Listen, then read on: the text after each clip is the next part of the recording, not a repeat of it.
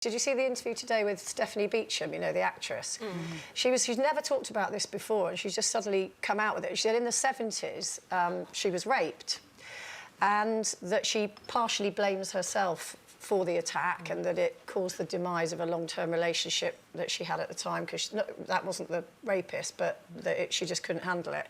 And her quote really kind of resonated with me. She said here, "I knew I had to be very fast on my toes." She's talking about in the 70s. "That's why I sharpened my conversational ability so men couldn't take advantage of me in any way.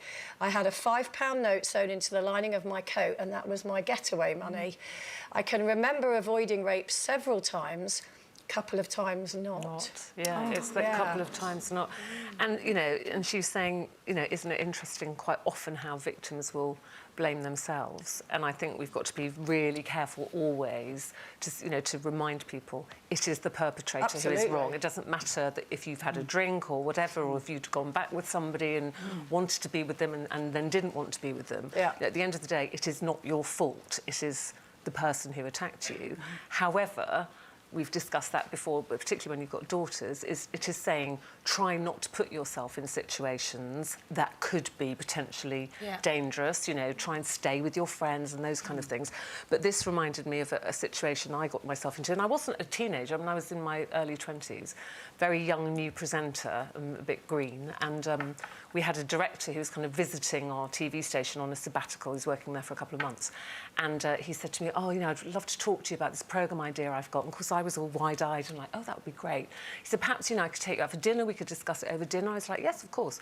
So he picked me up, he took me for a lovely dinner, I had some champagne, you know, had a glass of wine with my dinner, and he didn't really say much about the programme. And then at the end of the dinner, I said, "Oh, you know, this show you wanted to talk about." And he went, "Oh, yes, well, listen," he said, "why don't we continue, you know, we'll go back to my hotel, we'll have a coffee and we'll talk about it there." Duh.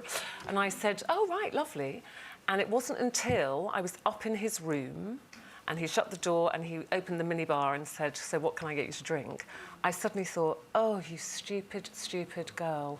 This is not about a job, you know, clearly, at this point." And thank goodness for me, he was an absolute gentleman, and I think he could see. I remember just pacing up and down by the window, kind of talking endlessly about, "Isn't this a lovely view from up here?" And he said, "Sit down." I was like, "No, I'm fine." And I was walking up and down, thinking, what do I do now? And eventually he said, "Would you like me to call you a cab?" I went, "Yes, please." My God, he was a decent person. Thank goodness, he was an absolutely decent man. But, you know, if he had then made a pass at me, I'm not saying it would be right, but you do kind of go, that's where women sometimes, why they don't report attacks, because they say, "I went out for dinner willingly, I went up to his room willingly, I'd had some alcohol." You know, the messages maybe, and I don't in any way want to say if that happens to you because you've had a drink. No, but I see what she means that's how people's mindset is, isn't it? And you start to think, I'm going to get the blame for this because all of the messages, that's how you think, you know, when you've been in a situation like that. But, you know, I look back to my childhood, you know, sort of when I was a teenager in the 70s, well, actually late 70s, I was born in 62. Then rape, all I ever thought about with rape was walking down a dark street and being dragged into an alleyway. The concept of rape within your social circle just was never thought of at all. So, you know, that's a whole... But then there was no strangers in your social circle in those days. It was don't talk to a stranger. Do you know what I mean? Whereas now, we talk to people on social media we've never met in our lives. You know, and I've had, you know, girls or whatever say, "Oh, yeah, no, but he's lovely, and I've been messaging him for months, and I think, you don't know him, though. You still don't know him. But that innocence that you have it's so hard, isn't it, to be able to gauge how much to warn them and how to keep their innocence. I remember a time when I was a late teens, and I was working in a theatre, and I'm being careful because I don't want to say who the person was, but he was a music promoter, let's say, for some very big bands and some very famous people. And he befriended me, this guy, and I used to talk to him every night. I was working in the theatre, front of house, and he would talk to me. And he was such an interesting guy. He was funny, he had amazing experiences. And because of the age difference and the fact that he had white hair and he was fat and I was... I never occurred to me for a single second that he that he fancied me, because I couldn't have, you know, in a million years thought it. Anyway, cut a long story short, we knew each other for weeks and weeks and weeks, and we'd go out and we'd eat, and I told my family about I met this guy, and he's got this new friend, he's so lovely, on and on and on this went. And then one day, we went to have a meal, and he said, oh, come back to my flat. Went back to his flat. I was so naive. I actually wouldn't have been surprised if his wife had walked out of the bedroom and go, oh, hi, Nadia. Oh, I've heard so much about you. In fact, there was pictures of his wife and his children and everything up on the wall. Which made you feel safe, probably. Made me feel very safe. I won't go into the details of what happened, but suffice to say, he pounced. And I remember just looking at this photo of his wife and just being so shocked.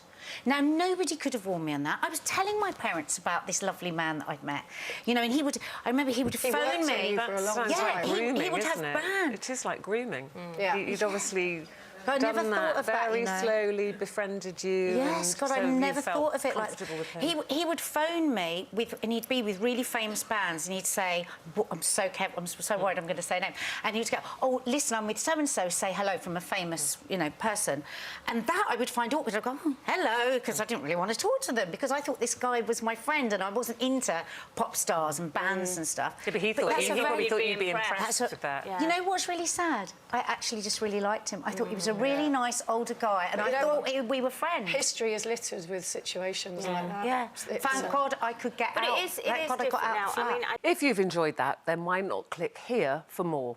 And don't forget to subscribe by clicking here, so that you never miss out on the best Loose Women moments.